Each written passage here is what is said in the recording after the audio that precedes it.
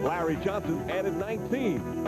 It all left Magic fans willing to give a penny for their stars' thoughts, while the game paid big dividends for the Knicks. Meanwhile, Mike Fratello had plenty to smile about last week with the knowledge that his Cavs were well represented in New York over All-Star Weekend. Off-season acquisition Shawn Kemp was a starter, while his first-year teammates dominated the rookie game. Brevin Knight and Cedric Henderson were joined by Zydrunas Ilgauskas, who earned MVP honors. When these teams met in December, the Knicks put on their most complete road performance of the year. Tonight, they return to their home floor, hoping for more of the same.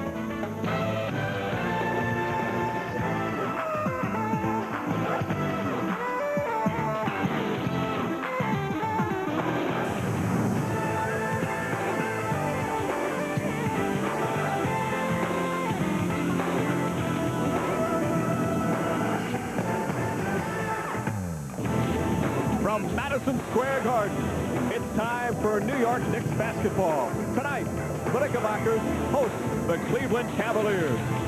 And an important matchup in the Eastern Conference standings, because right now, heading into the game, Knicks and Cavs tied for the 7th playoff spot of the Eastern Conference. Chicago and Miami already winning today.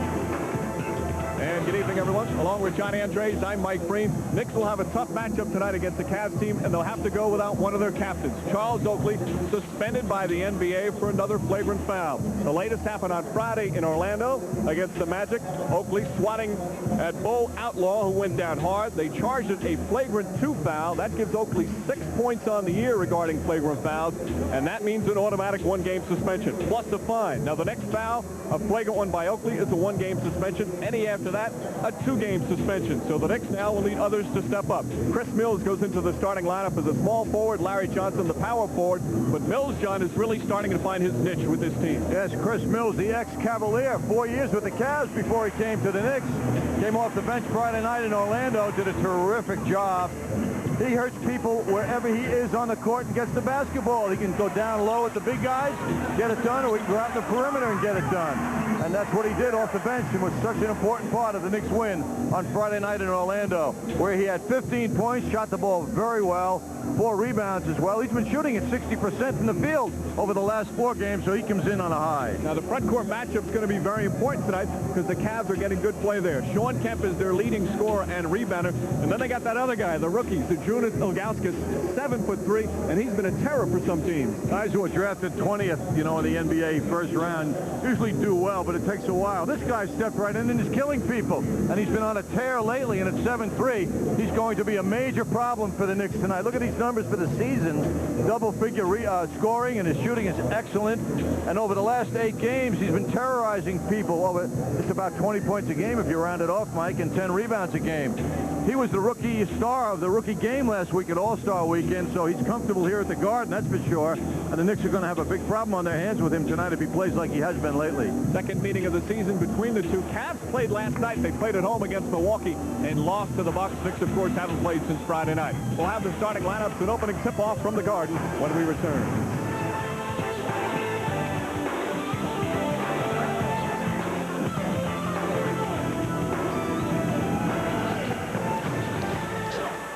At Madison Square Garden, closed captioning is brought to you by New York Marriott Marquis, Broadway's biggest hit.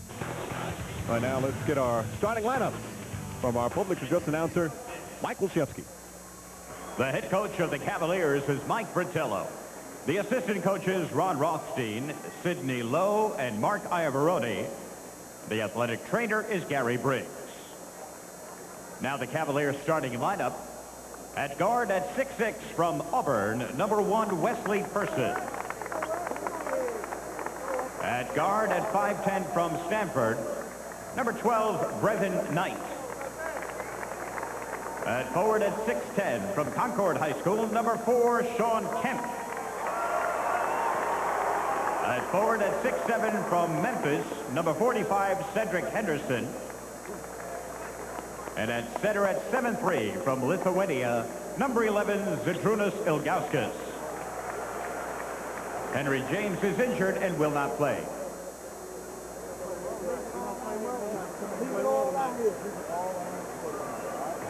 For your New York Knicks, the coaches are Jeff Van Gundy, Don Chaney, Brendan Malone, Tom Thibodeau, Jeff Dix, and Greg Brittenham. the athletic trainers for Mike Saunders and Saeed Hamden.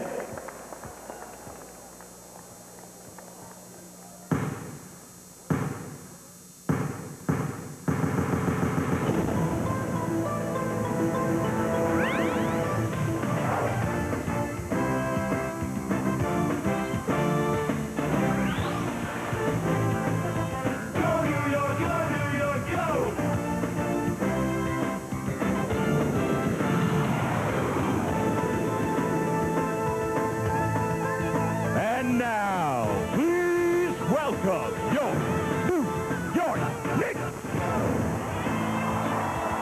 At guard at 6'6" from Tennessee, number 20, Allan Houston. At guard at 6'2" from Florida State, number 21, Charlie Ward. At forward at 6'7" from UNLV, number 2, co-captain Larry Johnson.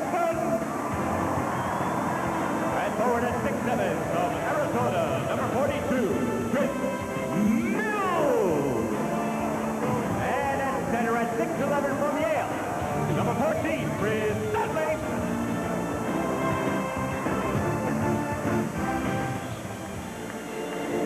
'42nd consecutive sellout at Madison Square Garden. And the Knicks come in with a 17-6 record here at home. And that was one of the important things for head coach Jeff Van Gundy, getting that home court dominance, and he assessed the team's home court player prior to tonight's game with Michael Kay.